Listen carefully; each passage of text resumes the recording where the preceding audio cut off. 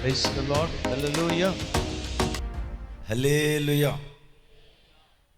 సర్వాధికారియు నిరంతర స్తోత్రార్హుడు యేసు ప్రభు వారి ప్రశస్త నామంలో కింగ్ ఆఫ్ కింగ్స్ చర్చ్ 35వ వార్షికోత్సవ సభల చివరి రాత్రి దైవ సన్నిధికి కూడి వచ్చిన ప్రభు బిడ్డలైన మీ అందరికీ ఇమాన్యుయల్ మినిస్ట్రీస్ తరపున మా హృదయపూర్వకమైన వందనాలు తెలియచేస్తున్నాను. అందరికీ వందనాలు. మీరు కూడా చెప్పండి అమ్మా. ఏమో తమ్ముడు ఆపేసి అందరికీ వందనాలు. చేతులెత్తి చెప్పండి తల్లి. అది వందనాలు కూడా అడిగించుకోవాల్సి వస్తుంది. మీ మధ్యలో దేవుని వాక్యం అందించడానికి నన్ను ఆహ్వానించిన స్థానిక దైవజనులు విజయ్ కుమార్ అయ్యగారికి, అయ్యగారిని రోజు చూస్తూ ఉంటే చాలా ప్రత్యేకంగా ఉన్నారు. నల్లదొరలాగా కనపడుతున్నారు. మా నల్లదొర గారికి వందనాలు. ఎక్కడున్నారు మా దొరగారు?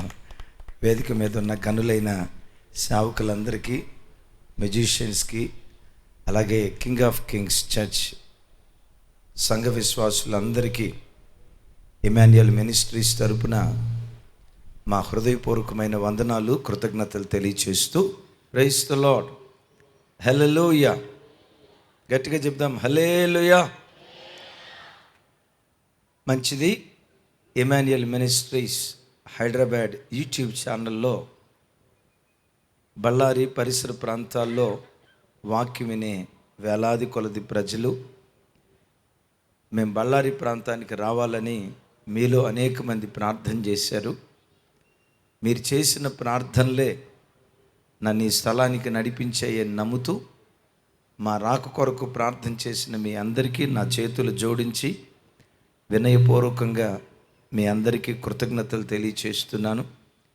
చాలామంది ఫోన్ చేసి మాట్లాడేటప్పుడు, అయ్యా మిమ్మల్ని సెల్ ఫోన్లోనే చూసాం, యూట్యూబ్లో చూసాం, టీవీలో చూసాం, ముఖాముఖిగా చూడాలి అని చాలా ఆశపడుతున్నామని చాలామంది బిడ్డలు అడిగారు. టీవీలో చూసిన దానికి ముఖాముఖిగా చూసిన దానికి పెద్ద తేడా ఏముండదు. టీవీలో కాస్త తెల్లగా కనపడతాం, ఇక్కడికి వస్తే ఒరిజినల్ రంగు బయటపడిద్ది అంతే. టీవీలో తెల్లగా కనపడటానికి అది మా ప్రమేయం ఏమీ లేదు.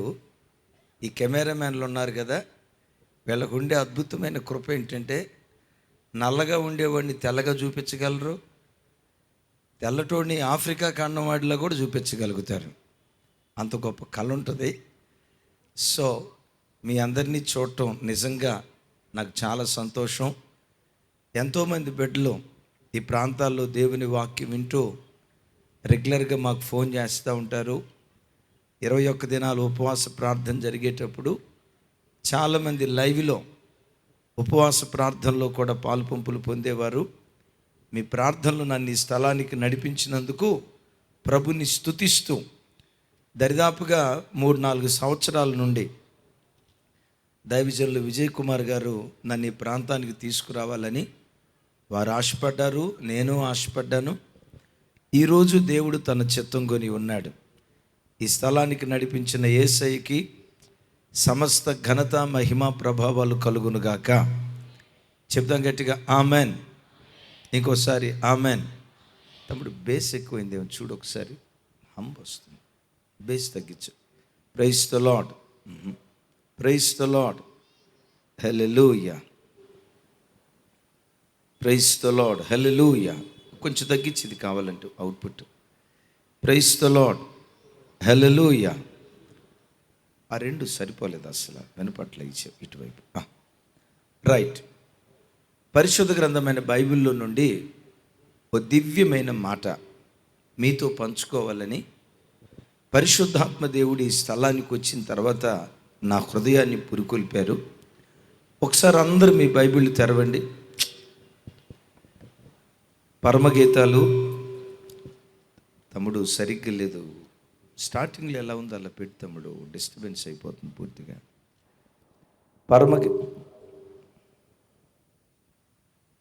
పరమగీతాలు 3వ అధ్యాయం అందరూ మీ బైబిల్ తెరవండి. పరమగీతాలు 3వ అధ్యాయం 7వ వచనం నుంచి 10వ వచనం వరకు నేను ఈ మాటలు చదువుతూ ఉంటాను. నాతో కలిసి నేను చదివే మాటలు మీ స్వరం విప్పి చెప్పాలని ప్రేమతో తెలియచేస్తూ, అక్కడక్కడ తిరుగుతున్న బిడ్డలందరూ దేవుని సన్నిధికి వచ్చి కూర్చోండి. వర్తమానం అందించేటప్పుడు దయతో ఎవ్వరూ కదలొద్దు. దేవుని సన్నిధిలో అమర్యాదగా, క్రమశిక్షణ రాహిత్యంగా ఎవరు ఉండొద్దు. రైట్. పరమగీతాలు 3వ అధ్యాయం 7వ వచనం నుంచి 10వ వచనం వరకు. ఇదిగో సొలొమోను పల్లకి వచ్చుచున్నది. చెప్పాలి. ఇదిగో సొలొమోను పల్లకి వచ్చుచున్నది. 9వ వచనం నుంచి, లెబానోను బ్రానుతో మంచం ఒకటి సొలొమోను రాజు తనకు చేయించుకుని ఉన్నాడు. దాని స్తంభములు వెండిమయములు, దాని పాదములు స్వర్ణమయములు, దాని మెత్తలు ధూమ్రవరముతో చేయబడి ఉండెను. ప్రేమను సూచించు విచిత్రమైన కుట్టు పనితో యెరూషలేము కుమార్తెలు దాని లోపలి భాగమును అలంకరించిరి. ఇక అందరూ తలల పైకెత్తి నా వైపు చూడండి. ఆ కాలంలో రాజైన సొలొమోనును గ్రామ గ్రామంలో ఊరేగించడానికి, పట్టణంలో ఊరేగించడానికి ఒక పల్లకీని తయారు చేశారు. ఆ పల్లకి వివరణ గురించి మాట్లాడుతూ, లెబానోనులో పెరిగే దేవదారు మ్రానుతో ఆ పల్లకీని చేశారని, దాని స్తంభములు వెండిమయములని, దాని పాదములు సువర్ణమయములని, లోపట మెత్తలు ధూమ్రవర్ణములని, యెరూషలేము కుమార్తెలంతా చేరి ప్రేమను సూచించేటట్లుగా విచిత్రమైన కుట్టు పనితో దాని లోపటి భాగాన్ని అలంకరించారు అని పరిశుద్ధాత్మ దేవుడు సొలొమోను పల్లకిని గూర్చి అద్భుతంగా వివరిస్తాడు. మరోసారి గుర్తుకు తెస్తాను. సొలొమోను గ్రామ గ్రామంలో ఊరేగించబడటానికి, పట్టణంలో ఊరేగించబడటానికి ఆ పల్లకిని తయారు చేశారు. పాత నిబంధనలో కనపడుతున్న ఈ సొలొమోను రాబోతున్న యేసుక్రీస్తు వారికి ముంగుర్తుగా ఉన్నాడు. దేన్ని బట్టి అంటే, సొలొమోను అనే పేరుకున్న అర్థం సమాధానపు రాజు అని అర్థం.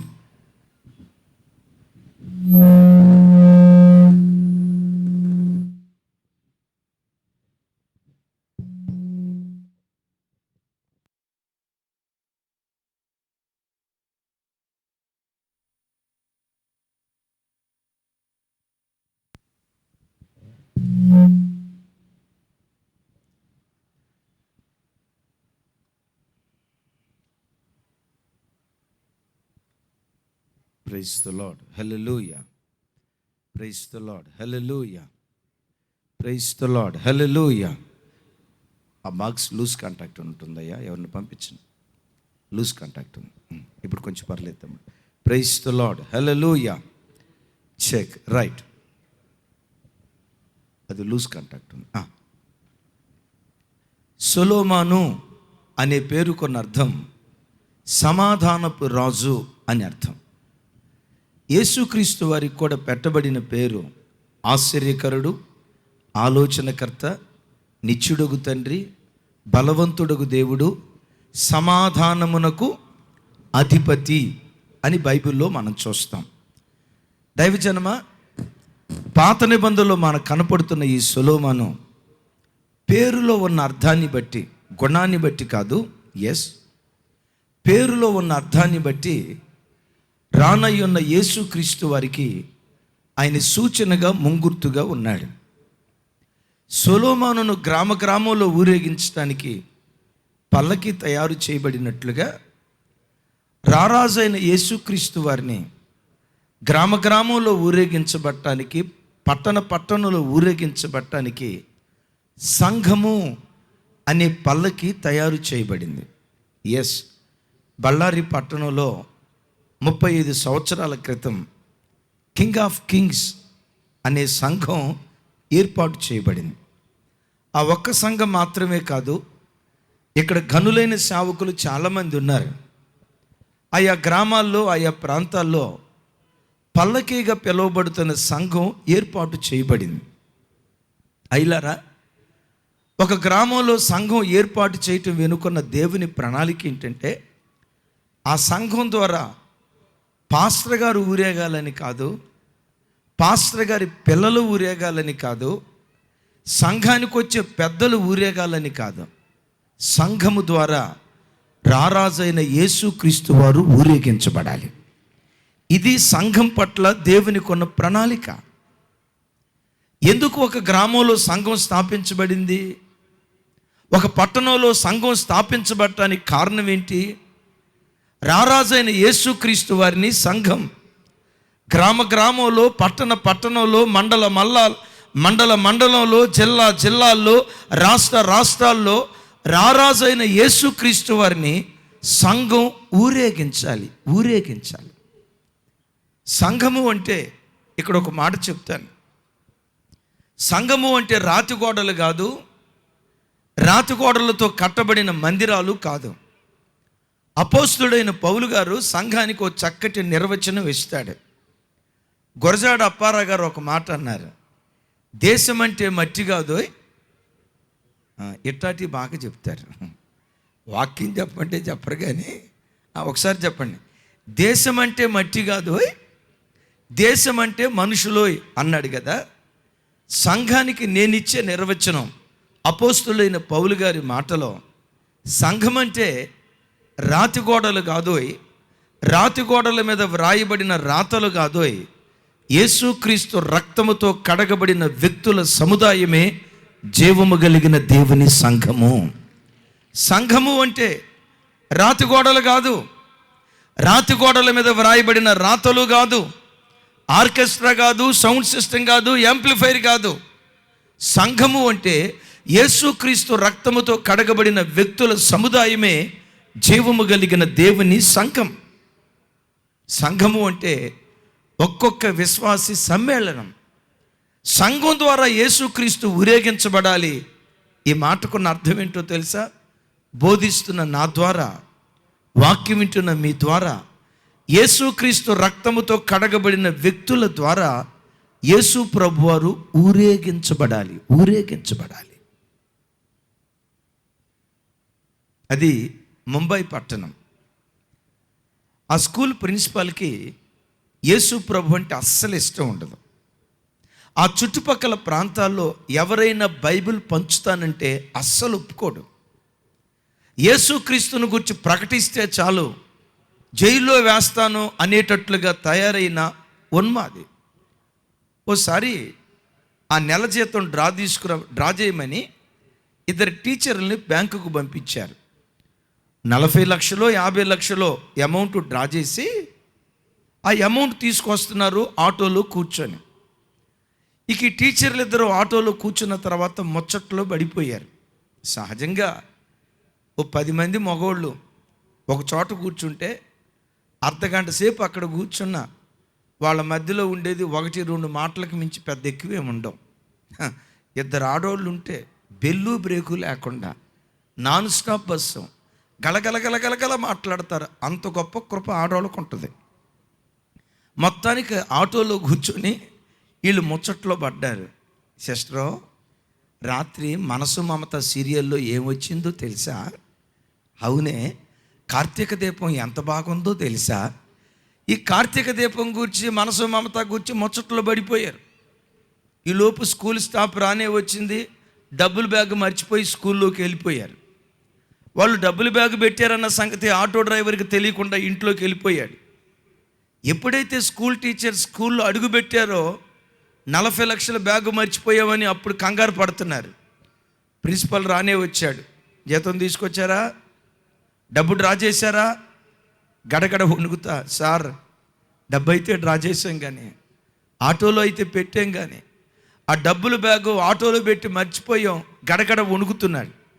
ప్రిన్సిపాల్ నమ్మలా. నాటకాలు ఆడుతున్నారు మీరు. డబ్బులు ఎవరికో ఇచ్చి ఆటోలో మర్చిపోయామని నాటకాలు ఆడతారా? ఏం చేస్తారో మాకు తెలీదు. ఆ 40 లక్షల రూపాయలు మీ తల తాకట్టు పెడతారో, మీకున్న ప్రాపర్టీస్ అమ్ముతారో నాకు తెలీదు. నా 40 లక్షల రూపాయలు నాకు ఇవ్వాల్సిందే. లేదు సార్, మర్చిపోయాం సార్. సరే ఆటోలో మర్చిపోయాం అంటున్నారు కదా, ఆటో డ్రైవర్ నంబర్ తెలుసా? తెలియదు సార్. ఆటో నంబర్ తెలుసా? తెలియదు సార్. 40 లక్షల రూపాయలు ఎట్లా మర్చిపోతారు? మీరు నాటకాలు ఆడుతున్నారు. నా 40 లక్షల రూపాయలు నాకు కట్టాల్సిందేనని ఆ స్కూల్ మైదానంలో నిలవబెట్టారు. ఈలోపు ఆటో డ్రైవర్ ఇంటికి వెళ్ళాడు కదా, భోజనం చేద్దామని తను తీసుకొచ్చిన సరుకులు ఇంటికి ఇద్దామని చెప్పి ఆటో వెనక్కి వచ్చాడు.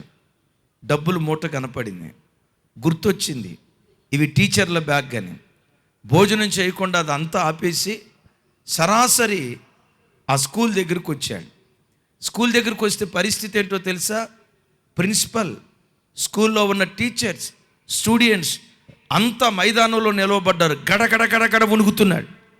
ప్రిన్సిపల్ ఒకటే మాట అంటున్నాడు, మీరిద్దరు మోసగత్తెలు, నా 40 లక్షల రూపాయలు ఎక్కడో ఎవరికో మీరు పంపించారు, మోసం చేయాలని ప్రయత్నం చేస్తున్నారు. లేదు సార్, మీ కాళ్ళు పట్టుకుంటాం సార్, ఏడుస్తున్నారు. ఈలోపు ఆటో రయ్యమని రానే వచ్చింది. ఆటోని చూడటంతో వీళ్ళు అన్నారు, సార్ అదే ఆటో సార్, అదే ఆటో డ్రైవర్ సార్, ఆ ఆటోలోనే మర్చిపోయాం అని చెప్తూ ఉంటుండగానే 40 లక్షల రూపాయల బ్యాగ్ ఆ డ్రైవర్ తీసుకొచ్చి ప్రిన్సిపల్కి ఇస్తా, సార్ మీ టీచర్లు నా ఆటోలో మర్చిపోయారు సార్ బ్యాగ్ అంటే, ఆ స్కూల్ ప్రిన్సిపల్ నిశ్చేష్టుడై ఆటో డ్రైవర్ వైపు చూస్తూ, అయ్యా 40 లక్షల రూపాయలు ఆటోలో పెట్టిన సంగతి ఆధారం ఇంత కూడా లేదు కదా, నీ ఫోన్ నంబర్ మా దగ్గర లేదు కదా, నీ ఆటో నంబర్ కూడా నా దగ్గర లేదు కదా, నువ్వు పేదోడివి, ఈ 40 లక్షల నీ దగ్గర ఉంచుకోవాలనే ఆలోచన నీకు రాలేదా అని అంటే, ఆటో డ్రైవర్ చెప్పాడట, ఒకప్పుడు ఆటో డ్రైవ్ చేసేటప్పుడు నేను తాగుబోతుగా బ్రతికేవాడినండి, చిల్లర దొంగతనాలు చేసేవాడినండి. అలా సాగుతున్న దినాల్లో మీ స్కూల్ ఆవరణలోనే గత 10 సంవత్సరాల క్రితం ఓ క్రైస్తవ సహోదరుడు కరపత్రం ఇచ్చాడు. దొంగలకు పరలోక రాజ్యం లేదని, నరహంతకులకు పరలోక రాజ్యం లేదని ఆ పేపర్లో చదివాను సార్. చదివిన వెంటనే యేసుక్రీస్తు వాక్యం విన్న తోడనే నా దొంగతనాన్ని వదిలిపెట్టి నేను నీతిగా బ్రతకటం ప్రారంభించాను సార్. యేసు ప్రభు నన్ను మార్చాడు సార్. యేసుక్రీస్తు వాక్యం ఎప్పుడైతే నన్ను దర్శించిందో, నా దొంగతనాన్ని విడిచిపెట్టి, నా చెడుతనాన్ని విడిచిపెట్టి నేను నీతిగా బ్రతకటం ప్రారంభించాను సార్. యేసుక్రీస్తు వాక్యం నన్ను మార్చింది సార్ అంటే, ఆ ప్రిన్సిపల్ ఆ మాట విని, యేసు ప్రభు నమ్ముకున్న బిడ్డలే ఇంత నీతిగా బ్రతికితే వీళ్ళు ఆరాధించే యేసుక్రీస్తు ఇంకెంత నీతి కలిగిన దేవుడో కదా అని అక్కడికక్కడే ప్రిన్సిపల్ యేసుక్రీస్తును స్వరక్షకునిగా అంగీకరించి 2000 బైబిళ్ళు కొని ముంబై పట్టణమంతా బైబిళ్ళు పంచిపెట్టాడట. అక్కడికక్కడే యేసుక్రీస్తును స్వరక్షకునిగా అంగీకరించి ప్రభు తట్టు తిరిగాడట. నేనంట, ఆ ఆటో డ్రైవర్ తాను చేసే పని చిన్నదైనా ఆ చిన్న పనిలోనే యేసయ్యను ఊరేగించాడు. తమ్ముళ్ళారా, చెల్లెళ్ళారా, నా వైపు చూడండి. మీరు ఏ ఉద్యోగం చేస్తున్నారు తర్వాత, మీరు గొప్ప స్థితిలో బ్రతుకుతున్నారా, పేద స్థితిలో బ్రతుకుతున్నారా తర్వాత, కానీ ఒక్కటే, యేసయ్యా నేను ఎక్కడ బ్రతుకుతున్నానో, నేను బ్రతుకుతున్న చోట మీ నామానికి మహిమ కలిగేటట్లుగా బ్రతకాలయ్యా, మీ నామానికి ఘనత కలిగేటట్లుగా బ్రతకాలయ్యా. నన్ను బట్టి మీ నామం దూషించబడకూడదు, నన్ను బట్టి మీ నామం తిరస్కరించబడకూడదు, నన్ను బట్టి అన్ని ప్రజల మధ్యలో మీ నామం ఎగతాళి చేయబడకూడదు.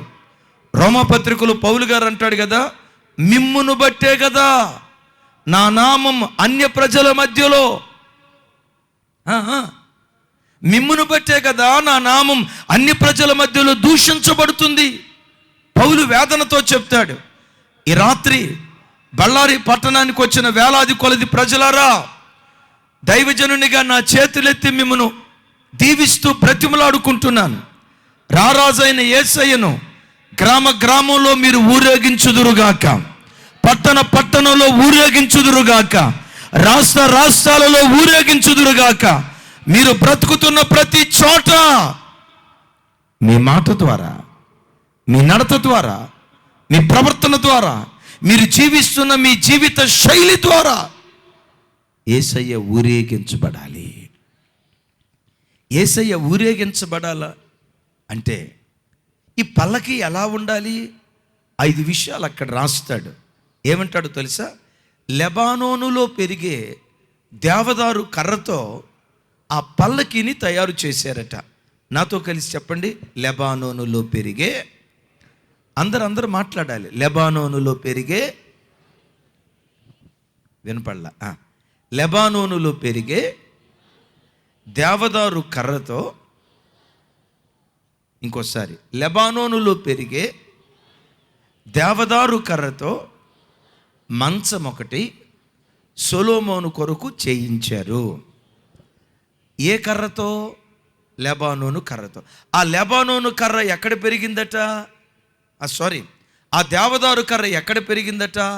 లెబానోను పర్వతం మీద పెరిగిందట. దైవజనమా, దేవదారు అనే పేరుకున్న అర్థం ఏంటంటే దేవుని చెట్టు అని అర్థం. ఎలా? దేవ ప్లస్ తరువు. తరువు అంటే చెట్టు అని అర్థం. దేవదారు అనేది దేవుని చెట్టుగా పిలువబడుతూ ఉంది. ఈ దేవుని చెట్టుగా పిలువబడుతున్న దేవదారు ఎక్కడ పెరిగింది అంటే లెబానోనులో పెరిగింది. చెప్పండి, ఎక్కడ పెరిగింది? లెబానోను అనే పేరుకున్న అర్థం ఏంటంటే తెల్లనిది అని అర్థం. మీరు వినుంటారు కదా, లెబనాన్, లబాన్. విన్నారా ఈ పేర్లు? లెబనాన్, లబాన్. లెబనాన్ అనే పేరుకున్న అర్థం తెల్లనిది అని అర్థం. విచిత్రం చూడండి, దేవదారు వృక్షం పరిశుద్ధతలో పెరిగిందట. దేవదారు చెట్టును దేవుని చెట్టు అని అంటానికి కారణం ఏంటంటే దేవదారు చెట్టు ఎత్తుగా ఆకాశపు కొననంటే అంత ఎత్తుగా పెరుగుతుంది. వెడల్పు చాలా తక్కువ.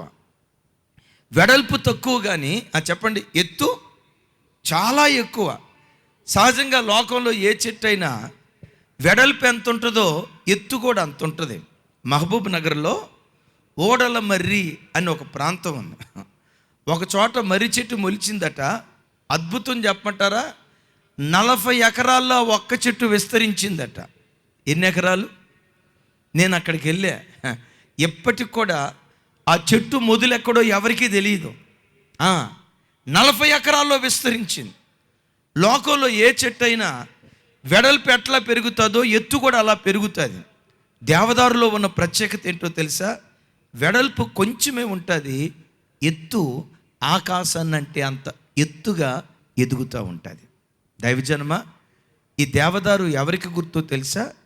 మనం ఆరాధించే యేసుక్రీస్తు ప్రభు వారికి గుర్తు. యేసుక్రీస్తు వారు పరిశుద్ధతలో ఆకాశాన్నంటే అంత ఎత్తుకు ఎదిగినటువంటి దేవుడు. అపోస్తులైన పౌలు వారు హెబ్రీ సంఘంతో మాట్లాడుతూ అంటాడు, నిర్దోషి, నిష్కల్మషుడు, పాపులలో చేరక ప్రత్యేకంగా ఉన్నవాడు, దేవదారు చెట్టు వలె అన్ని ఆకాశ మండలముల కంటే మరి పైకి హెచ్చించబడిన వాడు అని అపోస్తులైన పౌలు గారు యేసుక్రీస్తు వారిని గూర్చి మాట్లాడతాడు.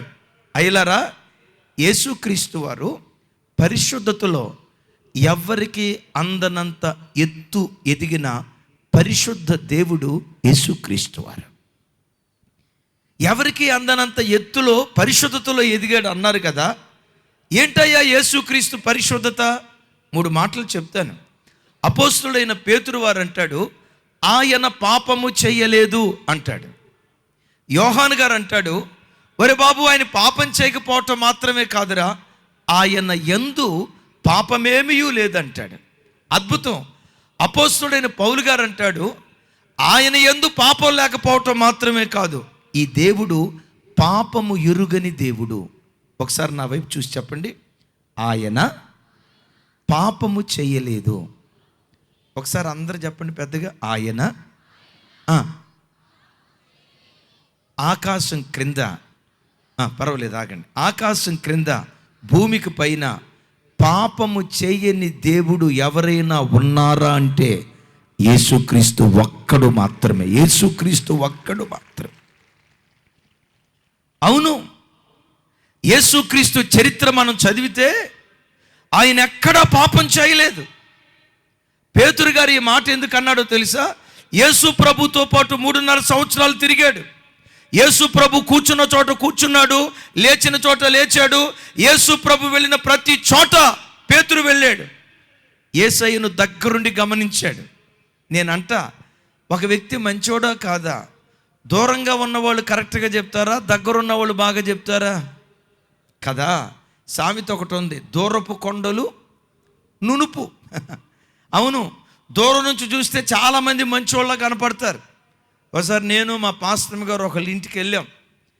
ఆయన చాలా మంచోడు, మేము అనుకుంటూ ఉంటాం చాలా మంచోడు, నాకు ఆయన అంటే బాగా ఇష్టం. మా పాస్టర్ గారు ఆ ఇంటికి వెళ్ళి ఆ పాస్టర్ గారితో మాట్లాడతా, అక్క నిజంగా దేవుడు మంచి భర్తనిచ్చాడు అక్క, దేవుడు లాంటి భర్తనిచ్చాడు అక్క దేవుడు నీకు అంటే, ఆమె ఏమందో తెలుసా? దూరం నుంచి చూస్తే ఆయన అంతే కనపడతాడు లెక్క అంది. విన్నారా? దూరం నుంచి చూస్తే ఆయన అంతే కనపడతాడు లెక్క అంది. యేసుక్రీస్తుని గురించి చెప్పమంటారా? యేసుక్రీస్తును దూరం నుంచి చూస్తే అందగాడు, దగ్గరికి వెళ్తే బహు అందగాడైన, బహు అందగాడైన, ఇంకా దగ్గరికి వెళ్ళి చూస్తే బహు బహు బహు సౌందర్యవంతుడు యేసుక్రీస్తు వారు. 33.5 సంవత్సరాలు లోకంలో బ్రతికాడు. 33.5 సంవత్సరాలు లోకంలో బ్రతికిన దినాల్లో ఒక అమ్మాయితో అపవిత్రంగా మాట్లాడినట్లుగా కానీ, ఒక స్త్రీతో సరసాలాడినట్లుగా కానీ, ఇక్కడ సెన్నిళ్ళు అదే చెప్పండి, అక్కడ పెద్ద ఇల్లు పెట్టుకొని 2-3 ఫ్యామిలీలు మెయింటైన్ చేసినటువంటి వాడు కాదు. రోత బ్రతుకు బ్రతికిన వాడు కాదు. వ్యభిచారపు జీవితం జీవించిన వాడు కాదు. 3-4 భార్యలను పెట్టుకొని అక్రమంగా జీవించిన అపవిత్రుడగు దేవుడు కాదు. ఈ దేవుడు ఎవరో తెలుసా? కామ క్రోధ లోభ మోహ మద మాత్సర్యాలు జయించినటువంటి దేవుడు. నాలో పాపమున్నదని మీలో ఎవడైనా స్థాపించగలడని ప్రపంచానికి సవాలు విసిరిన ఏకైక దేవుడు. ఆయన పేరే నజరేయుడైన యేసుక్రీస్తు ప్రభువారు. అవును, దేవుడు అనేవాడు ఎలా ఉండాలండి? పవిత్రుడై ఉండాలి. నేనంట, వ్యభిచార కార్యక్రమాలు చేసేవాడు దేవుడు అవుతాడా? చెప్పండి సార్. అపవిత్రమైన కార్యక్రమాలు చేసేవాడు దేవుడు అవుతాడా? ఇక్కడ ఒక భార్యని పెట్టుకొని, అక్కడ ఒక భార్యని పెట్టుకొని, మధ్యలో ఇంకొక ఉంపుడు గత్తిని పెట్టుకొని 3-4 భార్యలను పెట్టుకున్నవాడు దేవుడు అవుతాడా? మీరు అంటున్నారు, ఎట చూస్తున్నారంటే దేవుడు కాకపోతే ఇంకేమవుతాడండి? మీ పెళ్ళయిందమ్మా, ఆ ఫస్ట్ నైట్ నీ భర్త నిన్ను దగ్గరికి తీసుకొని, ఏమై ఈ సంగతి నీకు తెలుసా, నువ్వు నాకు 10వ భార్యవే అని అన్నాడు అనుకోండి. భర్త వైపు చూసి, God bless you my husband,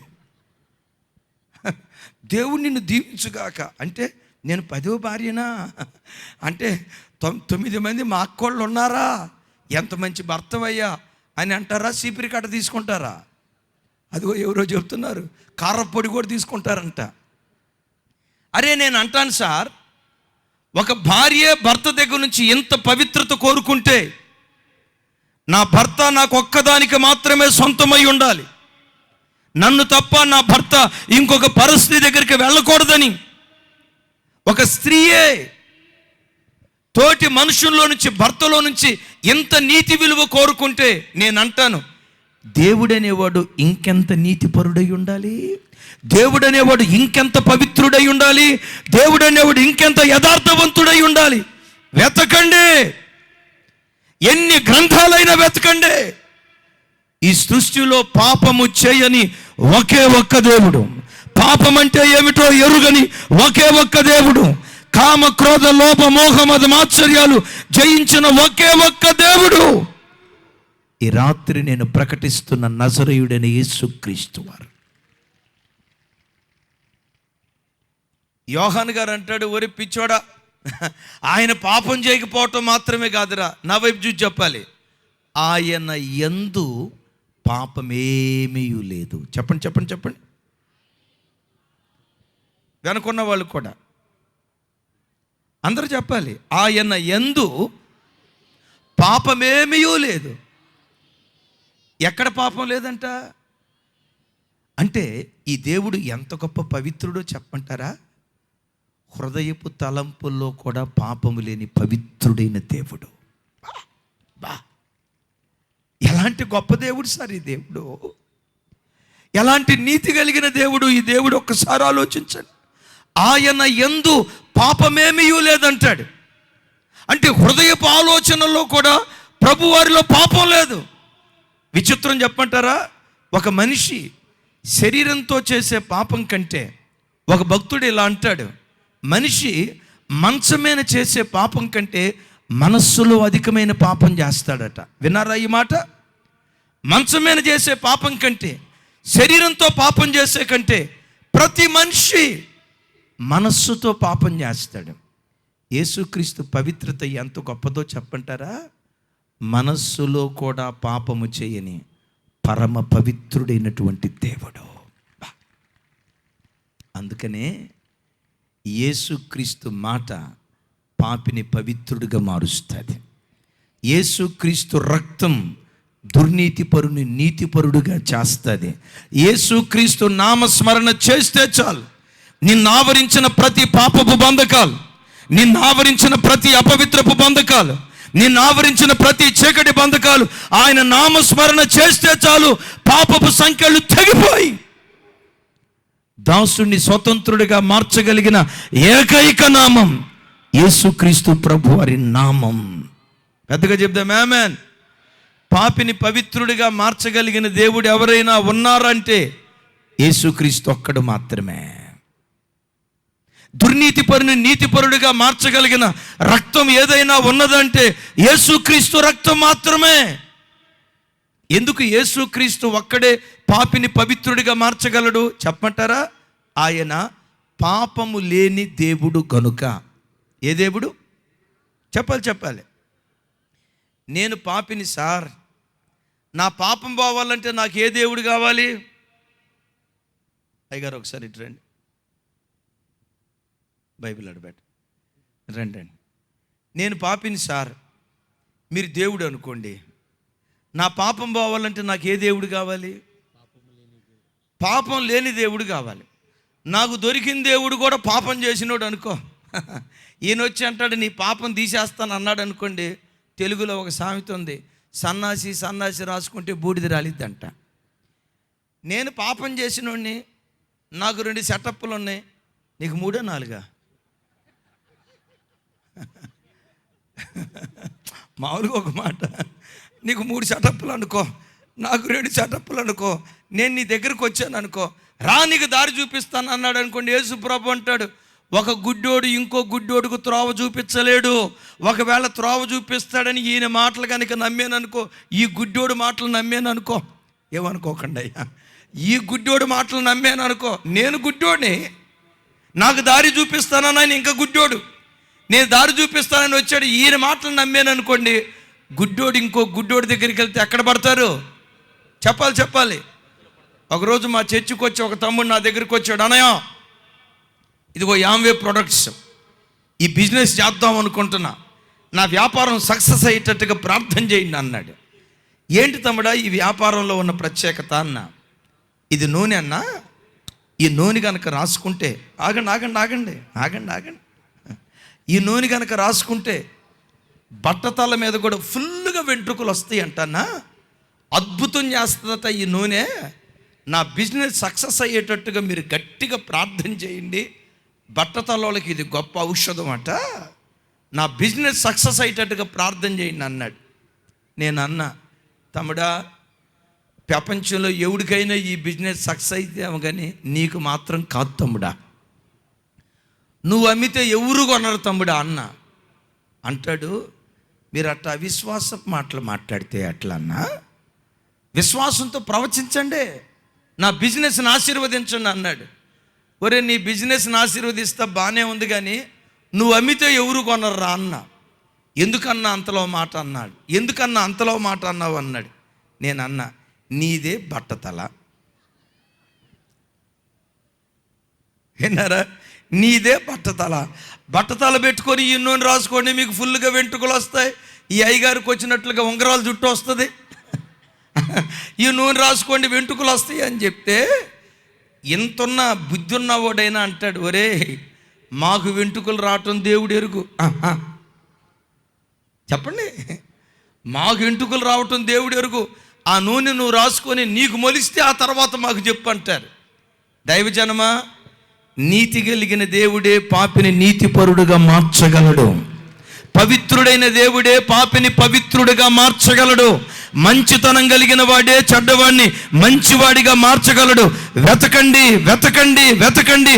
ప్రపంచంలో దేవుళ్ళు దేవతలని పిలువబడిన వారు కోట్ల కొలది ఉన్నా, ఈ రాత్రి ఆలోచించండి, దేవుళ్ళు దేవతలని పిలువబడిన వారు కోట్ల కొలది ఉన్నా, పరిశుద్ధ దేవుడని పిలువబడే ఒకే ఒక్క దేవుడు ఈ రాత్రి నేను ప్రకటిస్తున్న నజరేయుడైన యేసుక్రీస్తు వారు. కూర్చో. ఎవరి దేవుడు? పరిశుద్ధ దేవుడు. మీ దగ్గరికి ఎవరైనా వచ్చి, అమ్మా యేసు ప్రభుని ఎందుకు నమ్ముకున్నావు, యేసు ప్రభు దగ్గరికి ఎందుకు వచ్చావు అని ఎవరైనా నువ్వు అడిగితే టకామని చెప్పాల్సిన మాట ఏంటో తెలుసా?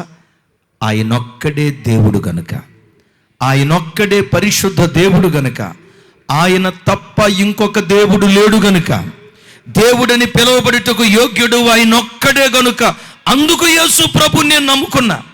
ఎందుకు యేసుక్రీస్తు నమ్ముకున్నావు? ఆయనొక్కడే దేవుడు గనుక. కొంతమంది తెలియక అమాయకపు సాక్ష్యాలు చెప్తారు.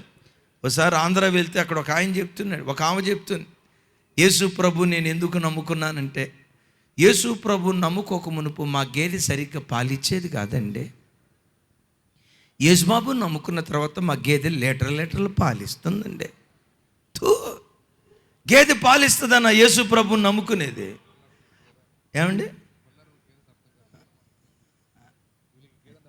చెప్పండి, ఏమంటారు? ఎనుము అదే ఎనుము. గేదెని ఏమంటారు సార్ ఇక్కడ? అమ్మ గేదెని ఏమంటారు? ఎనుము. మా ఎనుము లీటర్లు పాలిస్తుంది, అందుకని యేసు ప్రభుని నమ్ముకున్న. రేపు ఇంకొకటి సాక్ష్యం చెప్తాడు, మా కోడి పుంజు గుడ్డు పెట్టింది అంటాడు. ఒరే కోడి పుంజు ఎట్లా గుడ్డు పెట్టిందిరా నాయన, మా కోడి పుంజు గుడ్డు పెట్టింది అందుకని యేసు ప్రభుని నమ్ముకున్నాను అంటాడు. అయిలారా, సంతానం కలిగిద్దని కాదు యేసు ప్రభుని నమ్ముకోవాల్సింది, ఉద్యోగం వస్తుందని కాదు యేసు ప్రభుని నమ్ముకోవాల్సింది, అప్పులు తీరతాయని కాదు యేసు ప్రభుని నమ్ముకోవాల్సింది, ఆరోగ్యం వస్తుందని కాదు యేసు ప్రభుని నమ్ముకోవాల్సింది. ఎందుకు యేసుక్రీస్తు నమ్ముకోవాలో తెలుసా? ఆయనొక్కడే దేవుడు గనుక, ఆయనొక్కడే మానవాళికి పరలోకాన్ని అనుగ్రహించే ఏకైక దేవుడు గనుక, ఆయన తప్ప మరొక దేవుడు లేడు గనుక, పరిశుద్ధత కలిగిన ఏకైక దేవుడు యేసుక్రీస్తు వారు. చప్పలు కొడుతూ స్తోత్రాలు చెప్దాం. ఇప్పుడు యేసుక్రీస్తు పరిశుద్ధుడు పరిశుద్ధుడు పరిశుద్ధుడు అని మనం ఇప్పుడు చెప్పుకున్నాం కదా. ఆ దేవుని ఆశ ఏంటో తెలుసా? నేను పరిశుద్ధుడనై ఉన్న ప్రకారం మీరును సమస్త ప్రవర్తన యందు పరిశుద్ధులుగా బ్రతకండి. అయ్యా, దేవదారు లెబానోనులో పెరిగినట్లుగా ప్రతి క్రైస్తవుడు పరిశుద్ధతలో ఆకాశాన్నంటే ఎత్తుకు ఎదిగేటువంటి వాడై ఉండాలి. ప్రతి బిడ్డ పరిశుద్ధతలో ఎదగాలి. నీ ద్వారా దేవుని నామం మహిమపరచబడాలంటే ఆయన పరిశుద్ధుడై ఉన్న ప్రకారం నీ మాట పరిశుద్ధంగా ఉంటే, నీ చూపు పరిశుద్ధంగా ఉంటే, నీ నడవడిక పరిశుద్ధంగా ఉంటే, నీ పరిశుద్ధ ప్రవర్తనే యేసయ్యను నీ గ్రామంలో ఊరేగించడానికి కారణమవుతూ ఉంది. అలాంటి పరిశుద్ధమైన ప్రవర్తన దేవుడు మనకు దయచేయునుగాక.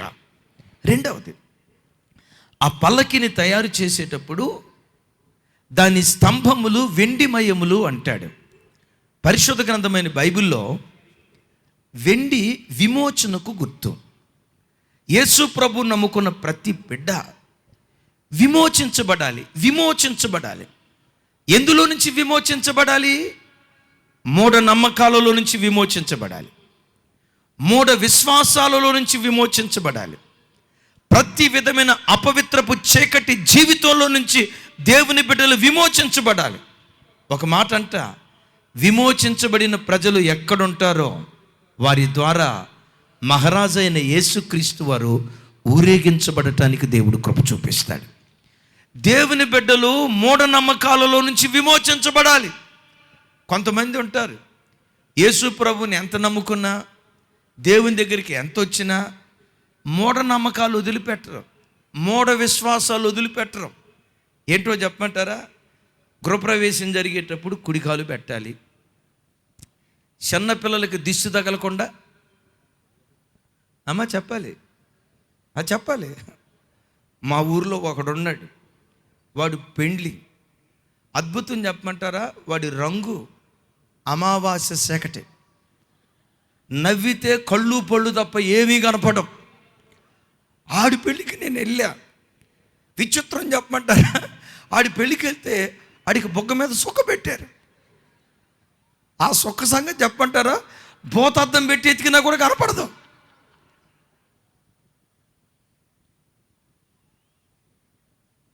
ఆ సుక్క నలుపు కంటే ఈడు నలుపు ఎక్కువ. ఆడు సుక్క పెట్టారు. నేను అడిగా, వరే ఎందుకురా సుక్క అన్న. అంటాడు, దిష్టి తగలకుండారా. నిన్ను చూసినోడికి దిష్టి తగలకపోతే మేలు. ఏంటి మూఢ విశ్వాసాలు కాదా?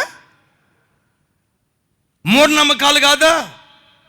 క్రైస్తవ జనమా, యేసుక్రీస్తు పిల్లలు, తిథులు కానీ, నక్షత్రాలు కానీ, మంచి రోజులు చెడ్డ రోజులని కానీ, ముహూర్తాలని కానీ, మూఢనమ్మకాలను కానీ యేసయ్య పిల్లలు ఆశ్రయించకూడదు.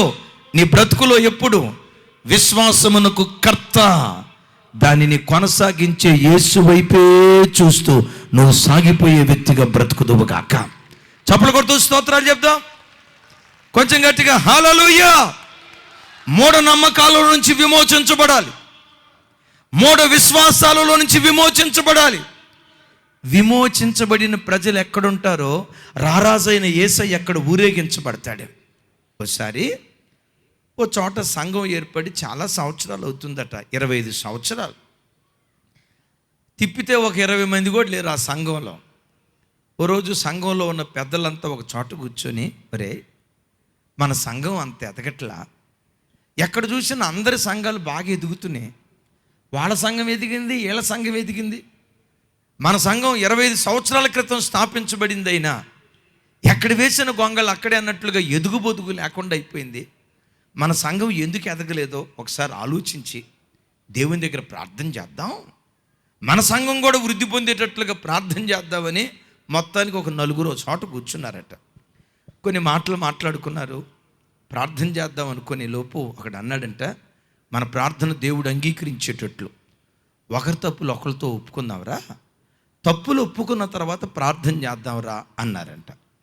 సరే మొదటోడు స్టార్ట్ చేశాడు, ఒరే నాకు ఒక బలహీనత ఉందిరా.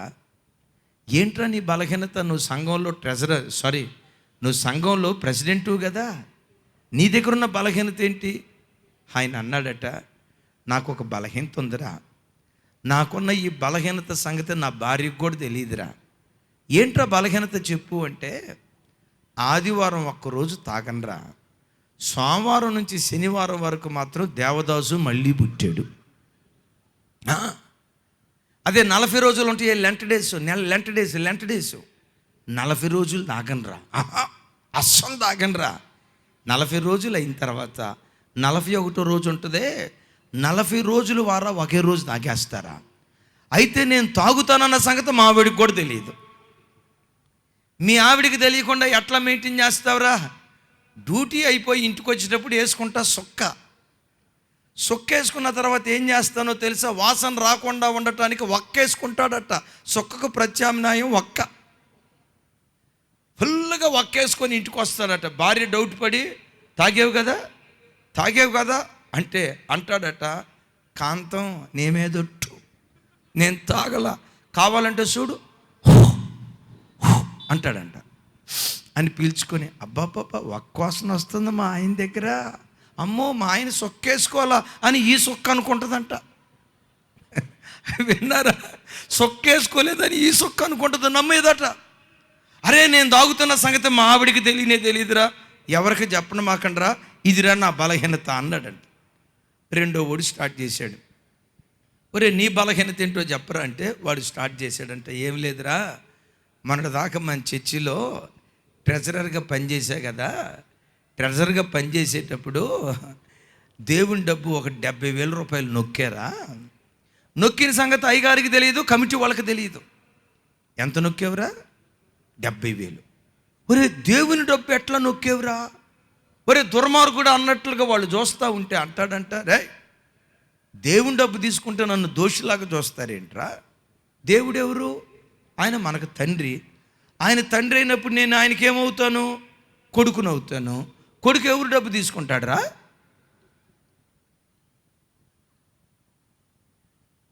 నా తండ్రి డబ్బు నేను తీసుకున్నా.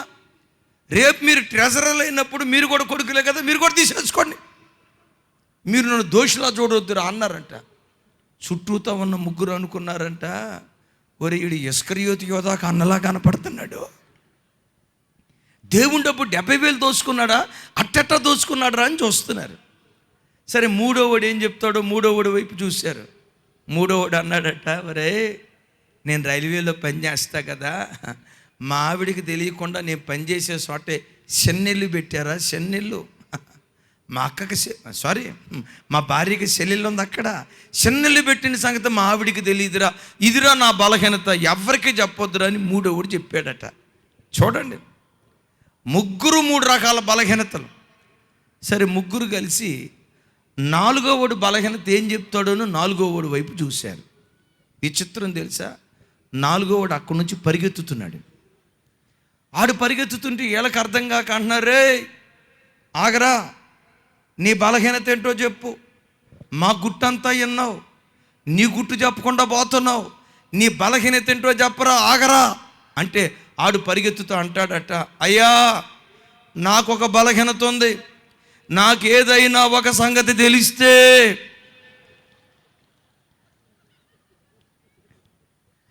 నాకేదైనా ఒక సంగతి తెలిస్తే 10 మంది చెవుల్లో ఊదేదాకా నా ఆయాసం పాయాసం అయిపోద్దయ్యా, ఇదయ్యా నా బలహీనత, ఆగుతా, ఓ 10 మందికి చెప్పిన తర్వాత ఆగుతా. వీళ్ళు అంటారట, ఒరే మా గుట్టంతా ఈయన బజారు పాలు చేస్తున్నావురా, నీ గుట్టేంటో చెప్పరా అంటే ఈడు అంటాడట, నాకున్న గుట్టు అదేనయ్యా, నాకేదైనా ఒక ఇప్పుడు చూడండి బిడ్డలరా, నా చేతులెత్తి దండం పెట్టి అడుగుతా, మీ సంఘాల్లో మీరు తాగుబోతోళ్ళుగా ఉన్నారా?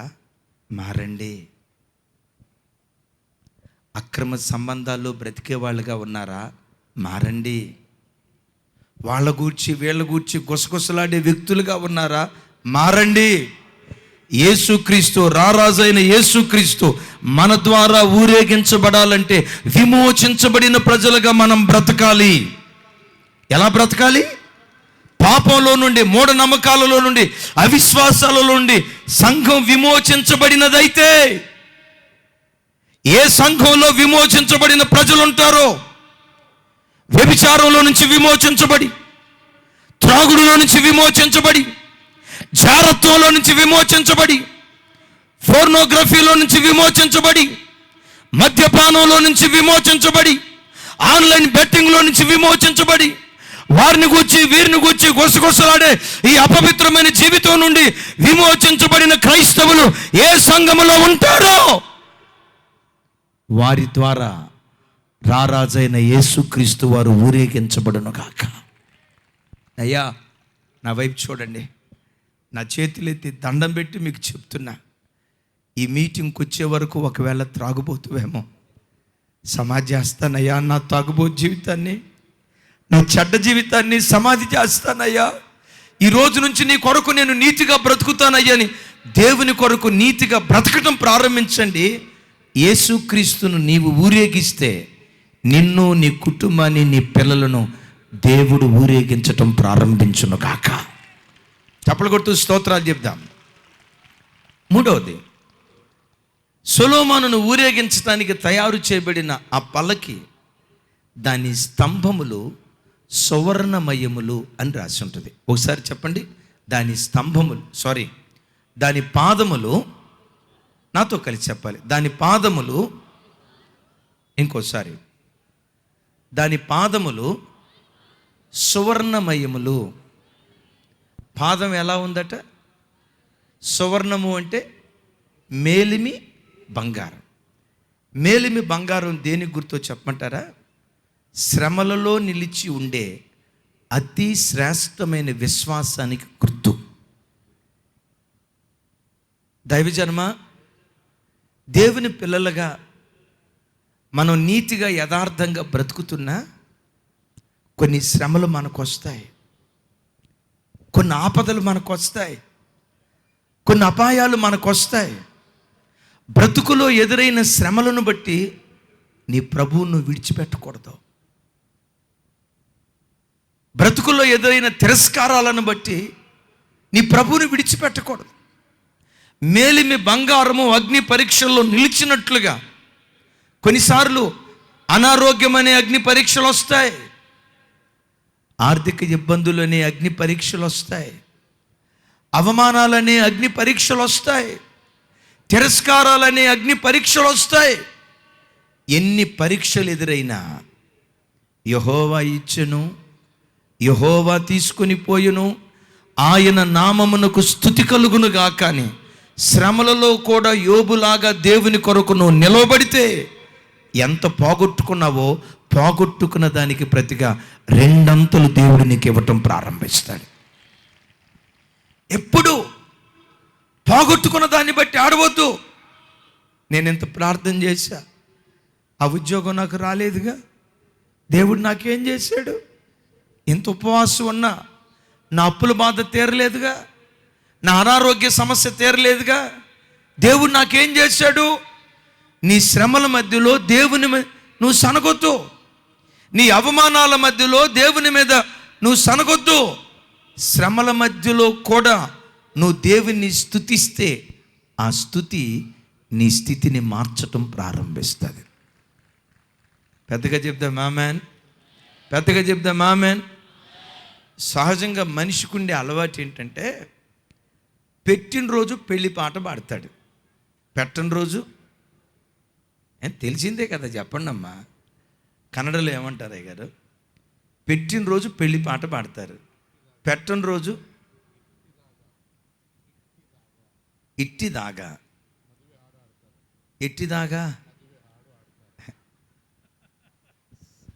ಇಟ್ಟಾಗ ಮದುವೆ ಹಾಡು ಆಡ್ತಾರೆ. ಇಡದೆ ಹೋದರೆ ಏನು ಹಾಡು ಆಡ್ತಾರೆ?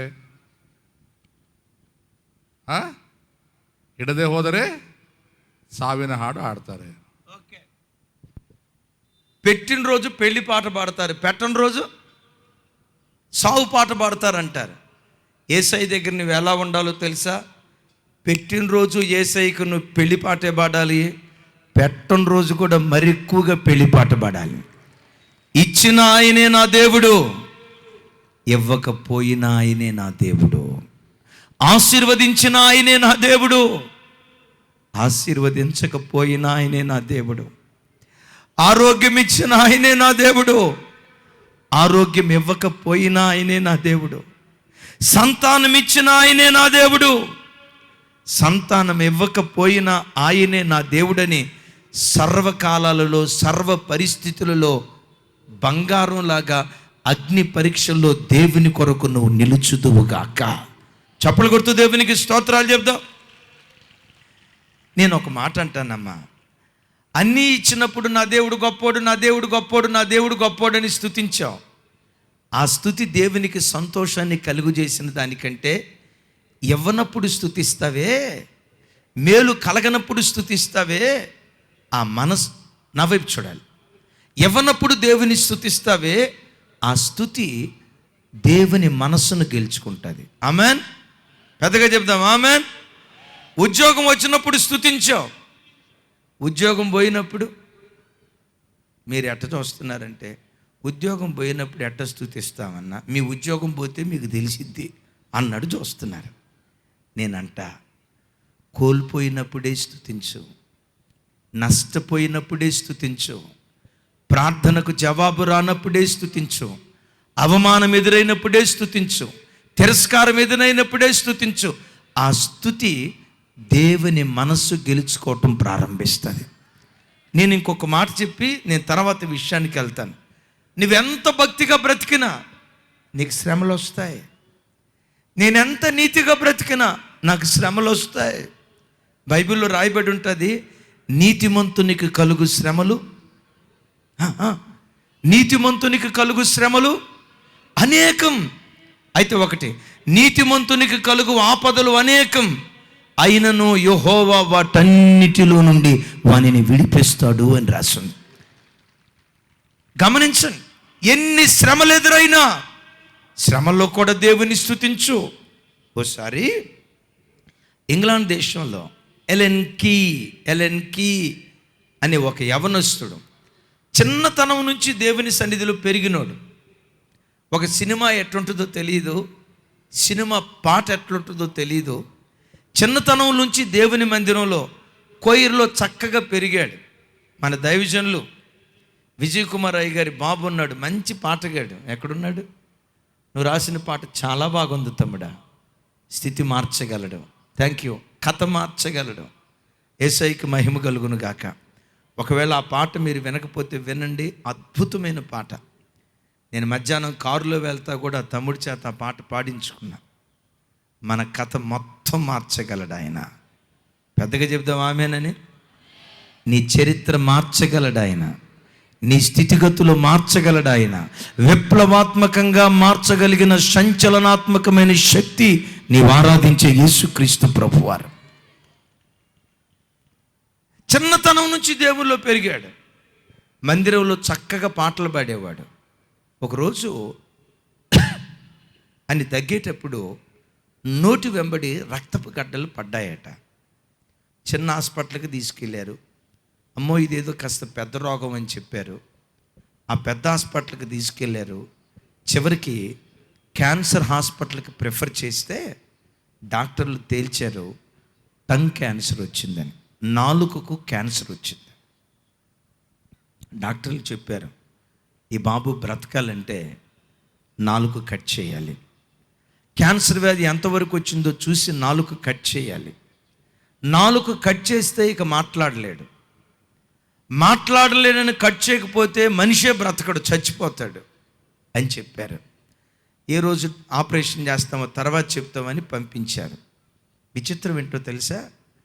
చిన్నతనం నుంచి దేవునిలో పెరిగి ఒక సినిమా పాట ఎలా ఉంటుందో తెలియకుండా పెరిగిన ఈ బాబుకి నాలుగు క్యాన్సర్ వ్యాధి వస్తే తల్లిదండ్రులు ఒక్క మాట కూడా దేవుణ్ణి అనలేదట. దేవా, మాకే ఎందుకు ఈ అనారోగ్యం వచ్చింది? మా అబ్బాయికి ఈ రోగం ఎందుకు వచ్చింది? మా కొడుకు యవ్వన వయసులో ఇలా ఎందుకు అయిపోయాడు? నాలుక కట్ చేస్తే మోగోడైపోతాడు కదా. దేవుడు దేవుడు దేవుడు అని పదే పదే నీ కొరకు తిరిగితే నా కొడుకు నువ్వు ఇచ్చిందేంటి? ఒక్క మాట కూడా ఆ తల్లిదండ్రులు అనలేదట, ఈ అబ్బాయి కూడా అనలేదట. చెల్లెళ్ళారా, మీలో ఎవరైనా చిన్న కష్టం రావటంతో దేవుని మీద సనుగుతున్నారా?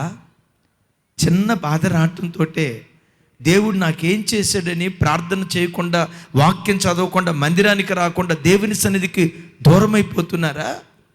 చివరికి యవ్వన బిడ్డ కూడా నేనేనాడు సినిమా చూడలేదు కదయ్యా, నా నోటితో ఒక బూతు మాట మాట్లాడలేదు కదయ్యా, చిన్నతనం నుంచి నీ సన్నిధిలో నేను పెరిగితే నాకెందుకు ఈ రోగం ఇచ్చావు?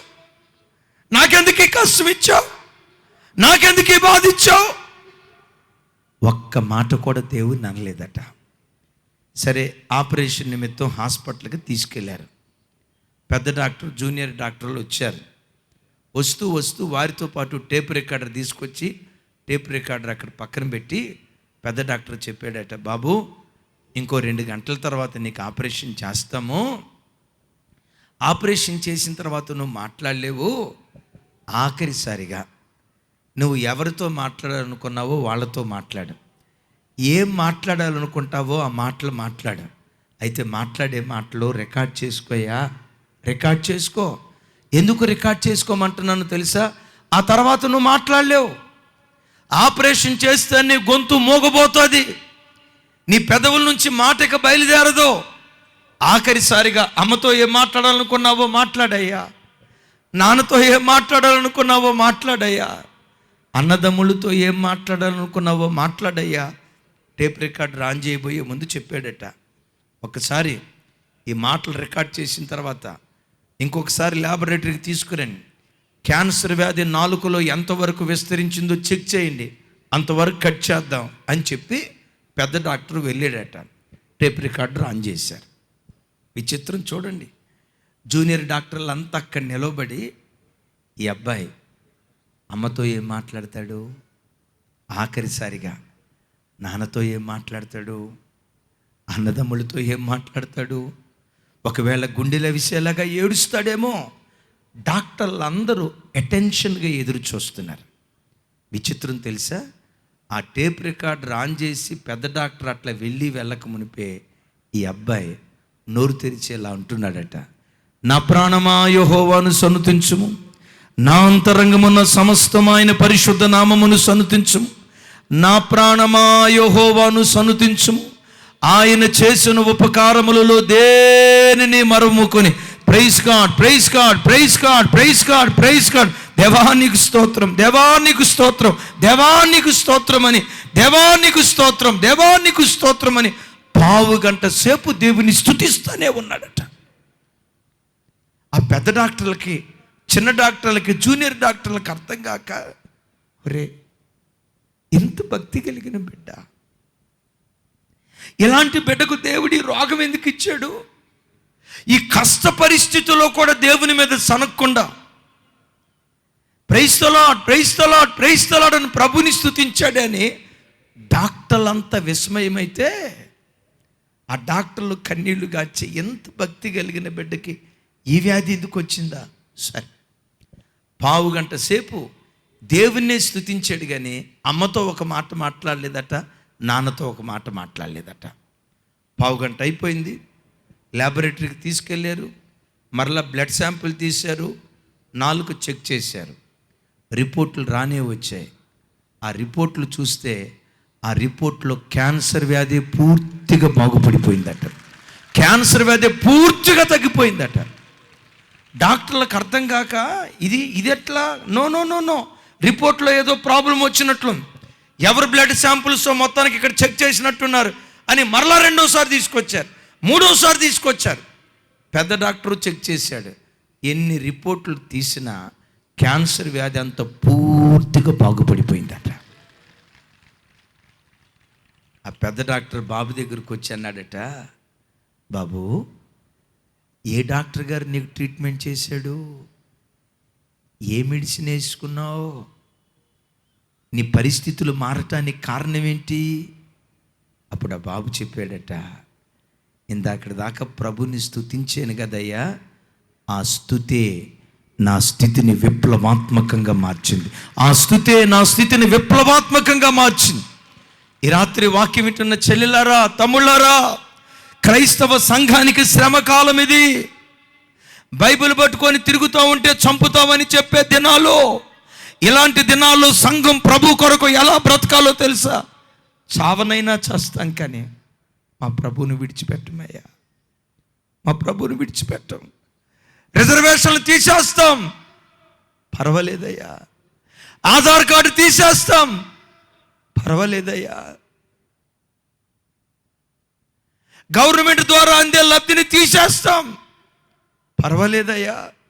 మీ పిల్లలకు గవర్నమెంట్ ఉద్యోగాలు రావు, పర్వాలేదయ్యా.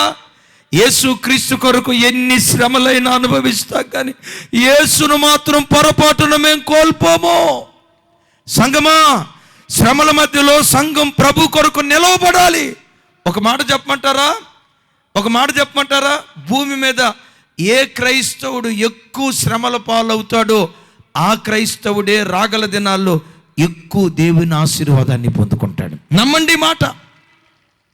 ఏ సేవకుడు సేవలో ఎక్కువ శ్రమలు అనుభవిస్తాడో, ఏ విశ్వాసి జీవితంలో ఎక్కువ శ్రమలు అనుభవిస్తాడో, ఈనాటి శ్రమ రేపటి మహిమగా దేవుడు మారుస్తాడు. నమ్మండి మాట. మీలో ఎవరైనా శ్రమల మధ్యలో నల్లగొట్టబడి ఈ రాత్రి ప్రార్థనకు వచ్చారా? నాకే ఎందుకో ఈ కష్టాలు, నాకే ఎందుకో నా బ్రతుకులో ఎందుకో నాకే మీలో ఎవరైనా ఏడుస్తున్నారా? తమ్ముడు, చెల్లి, నీతో ఒక మాట. ఈరోజు ఎంత ఏడుస్తున్నావో రాగల దినాల్లో అంత నవ్వే రోజులు నా ప్రభు నీకు ఇవ్వబోతున్నాడు. వినండి, ఎక్కడ తలదించుకున్నావో అక్కడే నీ తలపైకెత్తి విజయోత్సవంతో దేవుడు నిన్ను ఊరేగిస్తాడు. అయితే నీవేం చేయాలో తెలుసా? ఎన్ని శ్రమలు వచ్చినా ఆ శ్రమల మధ్యలో ప్రభు కొరకు నిలవబడి సాక్షులుగా మనం జీవించుదుంగాక. ఓ మాట, ఎంత కాల్చబడతావో అంత ఖరీదైన దానిగా మార్చబడతాం. ఒకసారి చెప్పండి, చెప్పండి, పర్వాలేదు. ఎంత కాల్చబడతావో అంత ఖరీదైన వాడిగా మార్చబడతాం. అవునో కాదో చెప్తా. మొక్కజొన్న కండి ఉంది కదా, మొక్కజొన్న కండి ఏమంటారు అయ్యగారు? మొక్కజొన్న కండి, కంకి,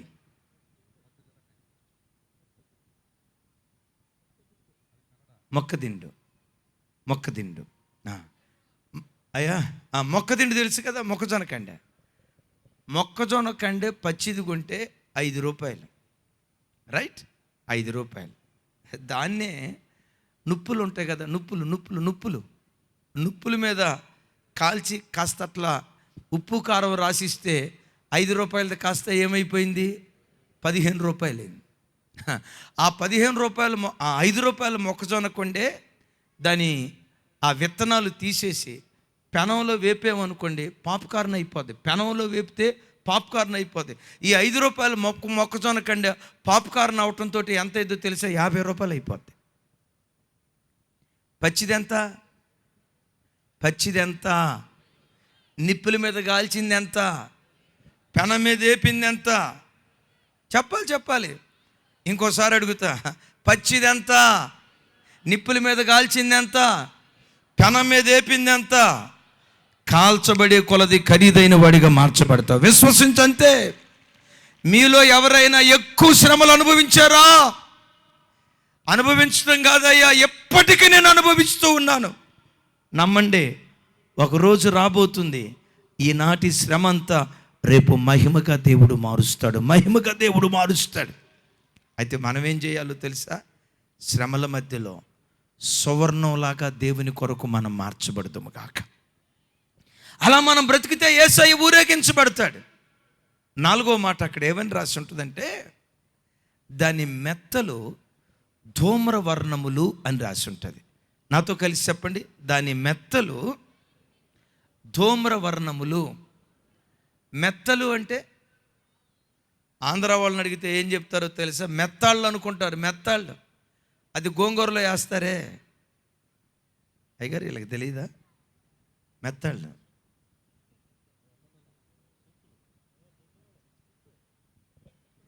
నమస్కారం అన్న, నాకున్నది పోయేటట్టు ఉంది. వద్దులే తమ్ముడా. మెత్తలు తెలుసా అమ్మ? మెత్తళ్ళు మీరంతా అమెరికా వాళ్ళలాగా ఉన్నారే అమ్మ. మెత్తాలు తెలుసా తెలియదా తల్లి? చెప్పండి, ఏమంటారు కన్నడంలో? మెంతులు కాదు పండితుడా, మెంతులంట. అబ్బో, ఇక్కడ అంతా అమెరికా వాళ్ళే ఉన్నారు. వద్దులేండి, ఏదో ఒకటి సరిగ్గా దాన్ని ఆపేస్తా. యేసయ్యకి మహిమ కలుగును గాక. దాని మెత్తలు ధూమ్రవర్ణములు అని రాసి ఉంటుంది. ఒకసారి నా వైపు చూడండి. ధూమ్రవర్ణము అనేది మధ్యవర్తిత్వానికి గుర్తు. ఎలాగో చెప్పమంటారా? పాత నిబంధనలో ఎక్కువగా నీల, ధూమ్ర, రక్తవర్ణము అనే పదాలు చూస్తాం.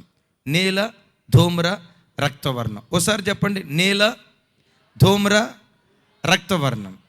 నీల, ధూమ్ర, రక్తవర్ణం. ఇంకోసారి నీల, ధూమ్ర, రక్తవర్ణం. మీరు చెప్పండి, రెడీ? 1 2 3 స్టార్ట్. ధూమ్ర ఎక్కడుంది? మధ్యలో ఉంది. నీలానికి రక్తానికి మధ్యలో ధూమ్రం ఉంది. నీలం దేనికి గుర్తో తెలుసా? ఆకాశానికి గుర్తు. ఆకాశం ఏ రంగులో ఉంటుంది? నీలంగులో ఉంటుంది, రైట్? రక్తవర్ణం పాపాత్ముడైన మనిషికి గుర్తు. నేను అంటాను, పాపాత్ముడైన మనిషికి పరలోకమందలి దేవునికి ప్రతి క్రైస్తవుడు మధ్యవర్తిగా ఉండి నశించిపోతున్న ఆత్మల కొరకు మధ్యవర్తిత్వం చేస్తూ ప్రార్థించే ప్రార్థనాపరుడై ఉండాలి. వింటారా తల్లి? సంఘాలలో పాటగాళ్ళ కంటే ప్రార్థనాపరులు కావాలి. సంఘాలలో పరిచర్య చేసే బిడ్డల కంటే, మాకులాగా ప్రసంగించే బిడ్డల కంటే, ప్రసంగికుల కంటే, పాటగాళ్ళ కంటే, పరిచర్య చేసేవారి కంటే సంఘాలలో ప్రార్థనా పరులు కావాలి. ఏ సంఘాలలో ప్రార్థనా పరులు ఉంటారో నమ్ముతారా ఈ మాట? ప్రార్థనా పరులు ఉన్న సంఘం ద్వారా యేసయ్య గ్రామ గ్రామంలో ఊరేగించబడతాడు. గ్రామ గ్రామంలో ఊరేగించబడతాడు. ఈరోజు చూడండి, సంఘాల్లో కొదువైపోయింది, సంఘాల్లో తక్కువైపోయింది, ప్రార్థనా పరులు కొదువైపోయారు. ఓ మాట అంట, ఆదివారపు ఆరాధనకు 100 మంది వచ్చారు అనుకోండి చర్చికి. ఒక మాట, ఆదివారపు ఆరాధనకు 100 మంది వచ్చారు అనుకోండి, శుక్రవారం ఉపవాస ప్రార్థనకి ఎంతమంది వస్తారు చెప్పండి? అదిగో మా అయ్యగారు చెప్తున్నారు 10 మంది అంట. అంటే అందులో దశంభాగం. ఆదివారపు ఆరాధనకు 100 మంది వచ్చారా? శుక్రవారం ఉపవాస ప్రార్థనకి ఎంతమంది వచ్చారు? 10 మంది. ఈ 10 మంది కూడా ఎవరో చెప్పమంటారా? గోడ కానుకొని నిద్రపోయే ముసలి బ్యాచే వస్తుంది. మీరు ఎక్కడైనా చూడండి, ఉపవాస ప్రార్థనలకి గోడ కానుకొని నిద్రపోయే ముసలి బ్యాచే వస్తుంది. ఈ ముసలి బ్యాచ్ ఎందుకు వస్తుందో చెప్పంటారా? ఏంటి, ఇంట్లో కోడలు పోరు తట్టుకోలేక కాదమ్మా, ఆ వృద్ధ తల్లులకి ప్రార్థనలో ఉన్న శక్తి వాళ్ళకు తెలుసు, ప్రార్థనలో ఉన్న బలం వాళ్ళకు తెలుసు. గడిచిన దినాల్లో ప్రార్థన ద్వారా ఎన్నో అద్భుతాలు చవిచూచారు, ఎన్నో విక్రమ కార్యాలు వాళ్ళ జీవితాల్లో అనుభవించారు. వారి జీవితంలో గతంలో ఎన్నో శోధనలు వస్తాయి.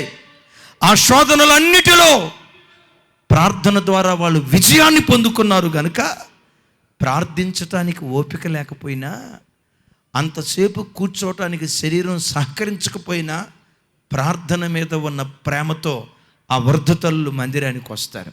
నేనంట, మన సంఘాలలో ఈరోజు ఈ మాత్రం ఉద్యమమైన మనం చూడగలుగుతున్నాము అంటే ఆ వృద్ధ తల్లుల ప్రార్థన మాత్రమే. ఆ తల్లులకి ఇంకా ఆయుష్ దేవుడిచ్చును గాక. పెద్దగా చెప్తాం ఆమేన్. ఆ వృద్ధ తల్లులకి ఇంకా ఆయుష్ ఇచ్చును గాక. నేను ఒక మాట అడుగుతా, ఆదివారం 100 మంది వచ్చారని చెప్పాను, శుక్రవారం ఉపవాస ప్రార్థనకి ఎంతమంది వచ్చారు? 10 మంది వచ్చారు. ఇంకొక మాట కూడా అంట, ఆ ఆదివారం చర్చిలో భోజనాల ప్రార్థన అనుకోండి, ఎంతమంది వస్తారు? 500. బాబోయ్, ఒకవేళ భోజనాల ప్రార్థనలో మాంసం మొక్కలు వేస్తున్నారు అనుకోండి, అబ్బబ్బబ్బబ్బబ్బబ్బా, సచ్చినోడు కూడా సమాధిలోంచి చర్చికి వస్తాడు. మీరు భోజనాల ప్రార్థనని పెట్టండి అయ్యగారు, మాంసం పెట్టండి, చర్చి సరిపోతే ఒట్టు. చర్చి ఎదురు టెంట్ వేస్తారు, టెంట్ సరిపోదు, నడి రోడ్డు మీద నిలవబడాల. చివరికి ఏ చర్చిలో భోజనాల ప్రార్థన అయినా చివరి వడ్డించే వాళ్ళకి భోజనాలు ఉండవు. ఎందుకు? హౌస్ఫుల్. భోజనాల ప్రార్థన అని చెప్పండి, విత్ ఫ్యామిలీ, పిల్ల జల్ల అందరూ వస్తారు. ఉపవాస ప్రార్థన అనండి, మాకు పడదలే అంటారు. ఒక అన్నగా చెప్తున్నా, ఒక తండ్రిగా చెప్తున్నా, దేవుడు మాకు ఇచ్చిన ఇమాన్యుయల్ మినిస్ట్రీస్ 2002వ సంవత్సరంలో 2 కుటుంబాలతో స్టార్ట్ చేశాం. 2 కుటుంబాలు. ఈరోజు ఆ 2 కుటుంబాలను వేల కొలది కుటుంబాలుగా దేవుడు మార్చాడు. వేల కొలది కుటుంబాలు. ప్రతిరోజు యూట్యూబ్లో దేవుని కృపను బట్టి ఒక్క రోజుకొచ్చి 4 లక్షల మంది దేవుని వాక్యం వింటారు. ఒక్క రోజుకొచ్చి. ఇంతగా దేవుడు ఆశీర్వదించడానికి కారణం చెప్పమంటారా? మా సంఘ బిడ్డలు కన్నీటి ప్రార్థన పరులు. 21 రోజు ఉపవాస ప్రార్థన జరుగుతుంది. కొంతమంది ఇక్కడ నుంచి వచ్చిన బిడ్డలు ఉన్నారు, కావాలంటే అడగండి. 21 రోజు ఉపవాస ప్రార్థన జరుగుతుంది. ఈ 21 రోజు ఉపవాస ప్రార్థనకి ఆదివారం జనాలు ఎలా కిటకిటలాడతారో, ఉపవాస ప్రార్థనలు కూడా ప్రజలు అట్లా వస్తారు. ఆ ఉపవాస ప్రార్థనలో నుండి ఉజ్జీవాన్ని దేవుడు పుట్టించడం ప్రారంభించాడు. మీ అందరితో ఈ మాట చెప్పి ముగింపు విషయానికి వెళ్తాను. క్రైస్తవ జనమా, ప్రతిరోజు సూర్యుడు ఉదయించక మునిపే మీ పడకల మీద నుంచి మీరు లేచుదురుగాక.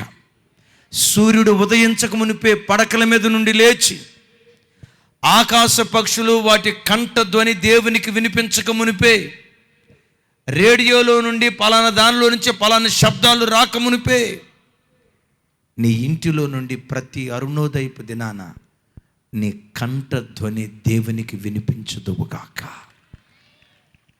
అలా ప్రార్థించండి, మిమ్మల్ని దేవుడు ఊరేగించడం ప్రారంభిస్తాడు. ఒకవేళ మీలో ఎవరైనా అరుణోదయ ప్రార్థన జీవితాన్ని కోల్పోతే, ఈ రాత్రి దేవుడు మాట్లాడుతున్నాడు. ప్రతి అరుణోదయపు దినాన సూర్యుడు ఉదయించక మునిపే పడకల మీద నుంచి లేవండి. ప్రార్థన చేసుకున్నారా? డ్యూటీకి వెళ్ళారా? పొలం పనికి వెళ్ళారా?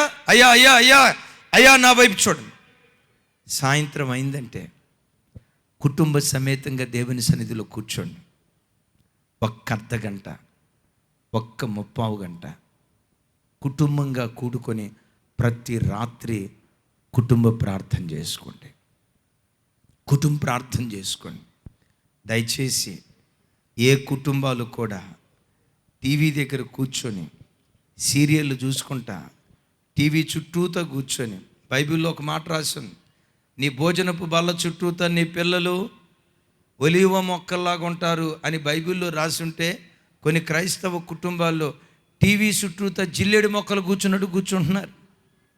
ఒక ఆయన వచ్చి అన్నాడు, అయ్యా మా ఆవిడ కొన్న సీరియల్ దయ్యం పోయేటట్టుగా మీరు గట్టిగా ప్రార్థన చేయండి అయ్యా అన్నాడు. నేను ఆ పేరు వింటాం కొత్త, సీరియల్ దయ్యం అంట. ఆ దయ్యానికి పేరేంటి? సీరియల్ దయ్యం. ఏం దయ్యం అయ్యా అన్న. అంటాడు, అయ్యా ఇంట్లో దీపం వెలిగించదో లేదో తెలియదు కానీ, వెలిగించడం మర్చిపోద్దేమో తెలియదు కానీ, కార్తీక దీపం చూడకుండా అది ఆగదయ్యా. చర్చికి వస్తుందా? బాబోయ్ రాకపోవటం ఏంటి? మా సిస్టరు సంఘంలో స్త్రీల కోటానికి అధ్యక్షురాలంట, ప్రెసిడెంట్ అంట. ఏమన్నాడు తెలుసా? అయ్యా భర్తగా నా మీద మనసు ఉంటుందో లేదో కానీ, పిల్లల మీద మనసు ఉంటుందో లేదో కానీ, మనసు మమత చూడకుండా దాని మనసు అసలు ఆగదయ్యా అన్నాడు. టీవీలు ఉండనేయండి, సినిమాలు కాడొద్దు.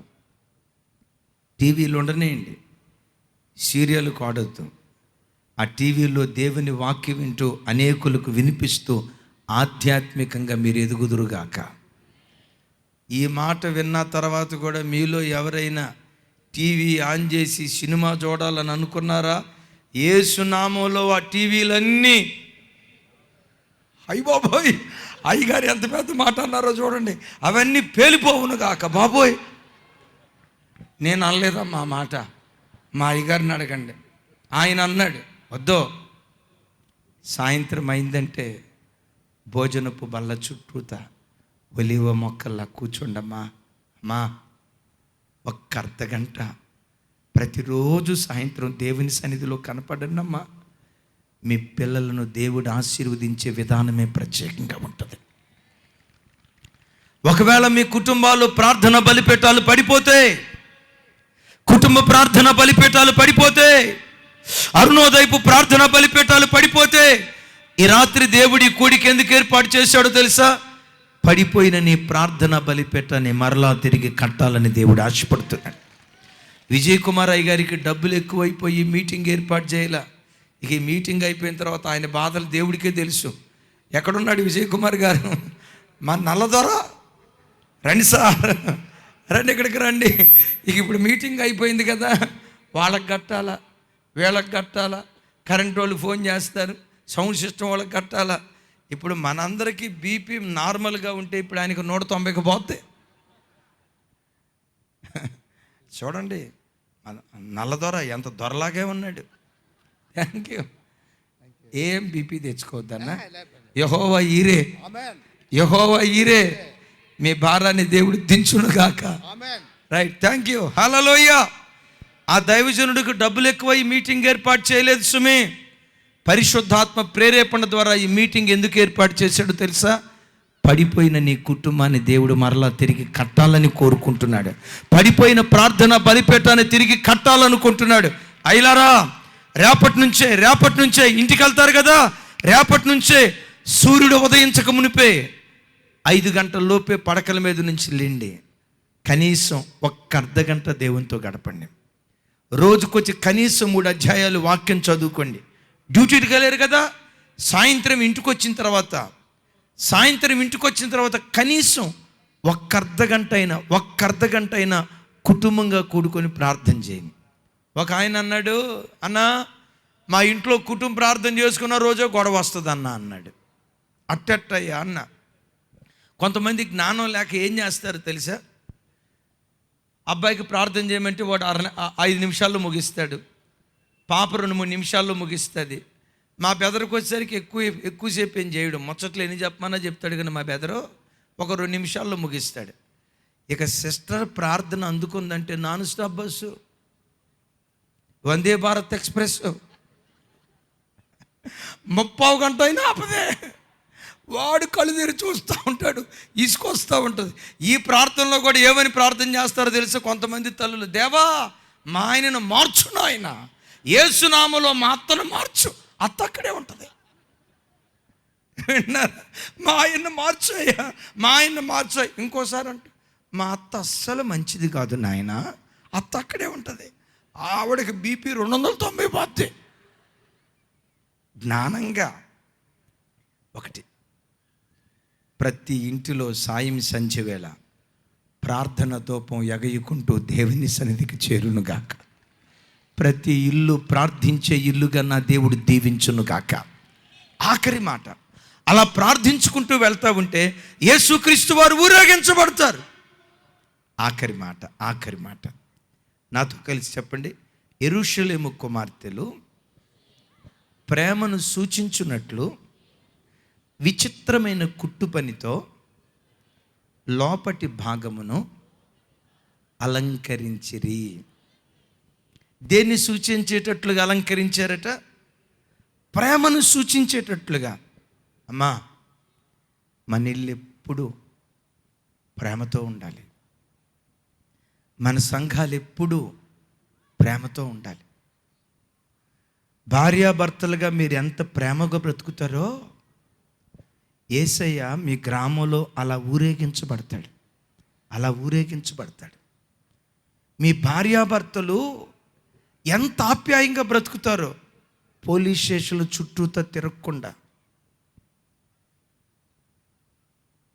పంచాయతీలకు వెళ్లకుండా, కుల పెద్దలను పిలిచి మా అత్త కోడల మధ్యలో గొడవైంది, మా భార్యాభర్తల మధ్య గొడవైంది, పంచాయతీ తీర్చనని అన్యులు వెళ్ళినట్లుగా వాళ్ళ దగ్గరికి వెళ్లకుండా కారపు మెతుకులు తిన్నా మీ భార్యాభర్తలు ప్రేమగా బ్రతికితే మిమ్మల్ని చూసి ప్రజలు అనుకుంటారు, ఏమనుకుంటారో తెలుసరే, మన వీధిలో ఎంతోమంది భార్యాభర్తలు ఉన్నారు, అబ్బాబ్బాబ్బా ఆ భార్యాభర్తలు చూడు ఎంత ప్రేమగా ఉన్నారు, అత్త కోడలు చూడరా ఎంత ప్రేమగా ఉన్నారో, ఆ పిల్లలు చూడరా తల్లిదండ్రుల మాటకు ఎంత విధేయత చూపిస్తారో. మన కుటుంబాలలో ప్రేమ ఉంటే, ప్రేమ కలిగిన కుటుంబాలను బట్టి యేసయ్య లోకంలో ఊరేగించబడటం ప్రారంభిస్తాడు. కుటుంబాల్లో ప్రేమ లేకుండా, అమ్మా నా వైపు చూడండి, దేవుని మందిరానికి వచ్చే మీ భార్యాభర్తలే పోలీస్ స్టేషన్కి వెళ్తే, దేవుని మందిరానికి వచ్చే మీ అత్త కోడళ్ళే లాయర్ చుట్టూతో తిరిగితే, దేవుని మందిరానికి వచ్చే మీ కుటుంబమే నడివీధికెక్కి గొడవలు ఆడుకుంటూ కొట్లాడుకుంటూ ఉంటే, ఎప్పుడైనా మీరు వెళ్ళి మీ చుట్టూతో అన్నిల దగ్గరికి వెళ్ళి, అమ్మా మా యేసు ప్రభుని నమ్ముకోండి అమ్మా, నమ్ముకుంటే ఏమొస్తుంది అని అడిగారు. మా యేసు ప్రభు నమ్ముకుంటే సమాధానం వస్తుందమ్మా, శాంతి వస్తుందమ్మా అని నువ్వు చెప్తే వాళ్ళు ఏమంటారో తెలుసా? సమాధానం మాకు రావటం, చెప్పండి, సమాధానం మాకు రావటం దేవుడు ఎరుగు. ఆయన నమ్ముకున్నారు కదా, ముందు మీరు సమాధానంగా బ్రతకండి. ఆ గొప్ప దేవుడు మన అసమాధానపు జీవితాన్ని బట్టి తిరస్కరించబడతాడు, ఎగతాళి చేయబడతాడు. నా వైపు చూడండి తమ్ముడు, ఒకసారి ఇట్రా. లోకంలో చాలామంది భార్యాభర్తలు ఎట్లుంటారో తెలుసా? ఇంటి లోపటేమో డిషుం అదే బజార్ మీద వెళ్ళేటప్పుడు చూడండి, చేపట్టుకో అబ్బాబ్బా శటపట్టాలు వేసుకొని తిరుగుతూ ఉంటారు. బండి మీద వెళ్ళేటప్పుడు కూడా ఎట్లా వెళ్తారో తెలుసా? అటు తిరుగు, బండి డ్రైవ్ చేయి. బండి ఎట్టుంటుందో తెలుసా? ఈ కాలపు యూత్ బండి వెనక సీటు ఫ్లాట్గా ఉండదు, తోక పైకి లేచినట్టు లేచి ఉంటుంది. మీరు ఎక్కడైనా చూసారా? నీకు కూడా ఆ బండి ఉంది కదా, అడి తిరుగు, చూడు, బండి డ్రైవ్ చేయి, ఆగు, అక్కడ ఆగు. వెనక్కి కూర్చుంటుంది, అక్కడ అమ్మాయి కూర్చుంటుందా చూడండి. ఇట్లా కూర్చుంటే పర్వాలా, దగ్గర ఇట్లా కూర్చుంటే పర్వాలా. తోక బండి పెట్టింది ఎందుకు? తోక వెనక తోక లేచి ఉంటుంది కదా, ఇట్లా కూర్చోదు. ఎట్లా కూర్చుంటుందో చెప్పమంటారు?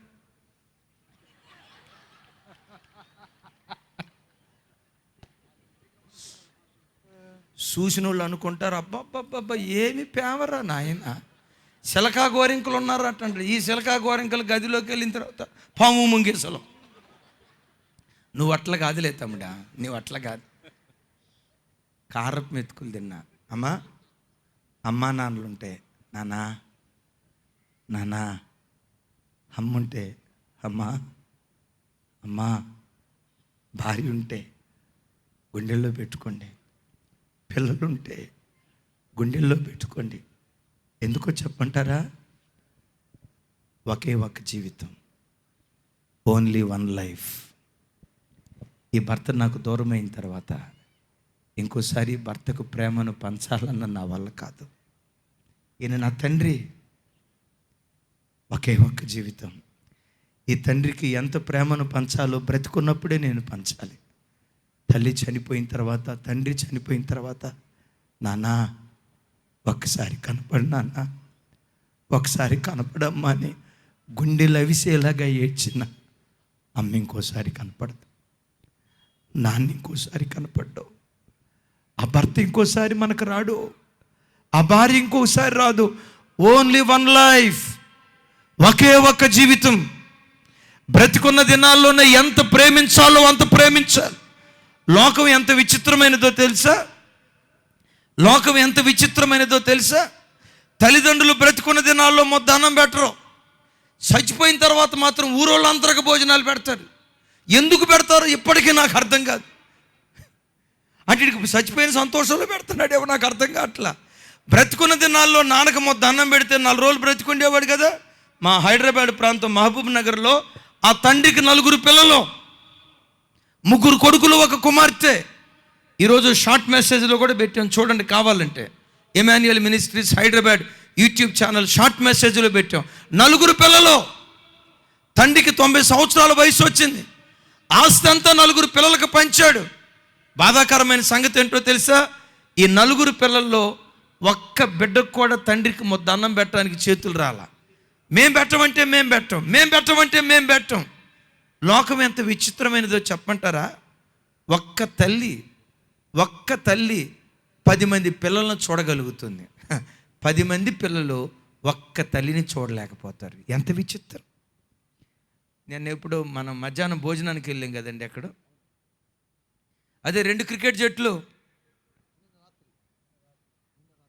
ఏం పేరు ఆయన పేరు? లోకరాజు ప్రకాష్ వాళ్ళ ఇంటికి వెళ్ళాం. పెద్ద ఫ్యామిలీ. అయ్యగారు చెప్తున్నారు 2 క్రికెట్ జట్లు అంట, పెద్ద ఫ్యామిలీ. లోకం ఎంత విచిత్రంగా ఉంటుందంటే 10 మంది పిల్లల్ని ఒక తల్లి చూడగలుగుతుంది, కానీ ఒక్క తల్లిని 10 మంది పిల్లలు చూడలేకపోతారు. ఈ తండ్రి ఒక్క బిడ్డ కూడా దండం పెట్టకపోయేసరికి ఆ ఆకలి బాధ తట్టుకోలేక, అవమానం తట్టుకోలేక ఊరు బయటికి వెళ్ళి తాటి మట్టలు వెలిగించి ఆత్మహత్య చేసుకొని చచ్చిపోయాడు. 90 సంవత్సరాల కురువృద్ధుడు. ఓ మాట చెప్పంటారా? యేసుక్రీస్తు అంటేనే ప్రేమ. ఆమెన్. యేసుక్రీస్తు అంటేనే ప్రేమ. ఆమెన్. పెద్దగా చెప్దాం ఆమెన్. నిజమే. యేసుక్రీస్తు నమ్ముకున్న పిల్లలు కానీ, యేసుక్రీస్తు నమ్ముకున్న క్రైస్తవ సంఘాలు కానీ ఎంత ప్రేమగా బ్రతుకుతాయో. మన సంఘాలు ఉన్నాయి చూసారా? రకరకాల కులాల్లో నుంచి వచ్చాం, రకరకాల ప్రాంతాల్లో నుంచి వచ్చాం. ఒక సంఘంలో మనం కూర్చున్నప్పుడు మన మధ్యలో ఎలా ఉంటుందో తెలుసా? సంఘంలో ఎవరికైనా ఒక్కళ్ళకి ఇబ్బంది కలిగితే సంఘం అంతా అల్లాడిపోద్ది. మన సంఘాల్లో కులాల కొట్లాట ఉండదు, ప్రాంతీయ కొట్లాట ఉండదు. ఎందుకో చెప్పంటారా? మనందరి హృదయాలలో యేసయ్య తన ప్రేమను కుమ్మరించాడు గనుక ఆ ప్రేమే మనందరినీ ఐక్యపరచడానికి దేవుడు కృప చూపించాడు. యేసయ్యకు మహిమ కలుగునుగాక. పెద్దగా చెప్దాం, యేసయ్యకు మహిమ కలుగునుగాక. అలా ప్రేమగా మనం బ్రతికితే చెప్పండి, మన ద్వారా ఎవరు ఊరేగించబడతారు? ఒకటి, పరిశుద్ధతలో మనం బ్రతకాలి, విమోచించబడిన వారిగా బ్రతకాలి, శ్రేష్టమైన విశ్వాసం కలిగిన వారిగా బ్రతకాలి, ప్రార్థనాపరులుగా బ్రతకాలి, ప్రేమ కలిగిన వారిగా బ్రతకాలి. అలా నువ్వు బ్రతికితే నీ ద్వారా యేసయ్య ఊరేగించబడతాడు. యేసయ్య నువ్వు ఊరేగిస్తే యేసయ్య నిన్ను ఊరేగించటం ప్రారంభిస్తాడు. ఈ మాట చెప్పి నేను దీవిస్తున్నాను. తల్లులారా, ఈరోజు ఈ మీటింగ్కి ఎంతమంది తల్లులు తండ్రులు అయితే వచ్చారో, మీ గర్భంలో నుండి పుట్టిన పిల్లలను దేవుడు వాళ్ళను ప్రవక్తలుగానన్నా చేయాలి, పాలకులుగానైనా చేయాలి. వాళ్ళైతే ప్రవక్తలన్నా భూలోకాన్ని తల్లకిందులు చేసే ప్రవక్తలన్నా కావాలి. ఒకవేళ అది కాని పక్షాన పాలకులుగానైనా దేవుడు వాళ్ళను మార్చాలి. నీ గర్భంలో పుట్టిన ఏ పిల్లలు పనికి మాలిన వారు కాకుందురుగాక, భూలోకాన్ని తలకిందులు చేసే ప్రవక్తలుగా దేవుడు వాళ్ళని ఆశీర్వదించునుగాక. దేవుడు అలా మిమ్మల్ని ఊరేగించాలంటే మనం యేసయ్యని ఏం చేయాలి? ఊరేగించే పిల్లలుగా బ్రతుకుదాం. అట్టి గొప్ప కృప మన ఒక్కొక్కరి మీద దేవుడు కుమ్మరించునుగాక. అందరం లేచి నిలబడదాం.